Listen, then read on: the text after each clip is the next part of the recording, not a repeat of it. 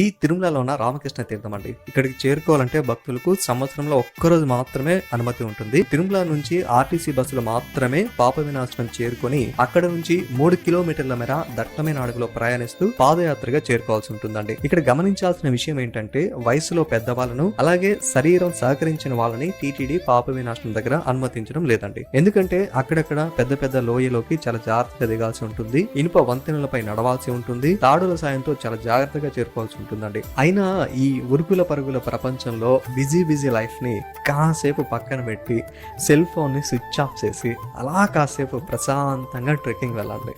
ఎంత ప్రశాంతంగా ఉంటుందో తెలుసా అండి, ఎంత ఆనందంగా ఉంటుందో తెలుసా అండి.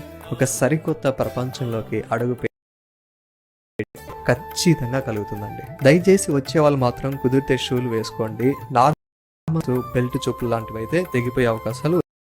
పాప వినాశనం డ్యామ్ దగ్గర టీటీడీ ఏర్పాటు చేసిన త్రాగునీరు, అన్నప్రసాదం అందరికీ అందుబాటులో ఉంటుందండి. కుదిరితే ఇంటి దగ్గర నుంచి ఎనర్జీ ఫుడ్ అండ్ ఫ్రూట్స్ లాంటివి తెచ్చుకోండి. టీటీడీ వారి తరపున అర్చకులు అక్కడున్న రామకృష్ణ విగ్రహాలకు ప్రత్యేక పూజలు, అభిషేకాలు నిర్వహించి తీర్థ హారతిని చేపడతారు. ప్రతి సంవత్సరం ఈ తీర్థానికి వేల సంఖ్యలో భక్తులు పాల్గొని తీర్థ స్నానం ఆచరిస్తారు. ఈ సంవత్సరం జనవరి 25వ తారీఖు గురువారం రోజున మాఘమాస పౌర్ణమి నాడు తీర్థ ముక్కటి జరుగుతుంది. ఉదయం 5 నుంచి మధ్యాహ్నం 12 గంటల వరకే భక్తులకు అనుమతి ఉంటుంది.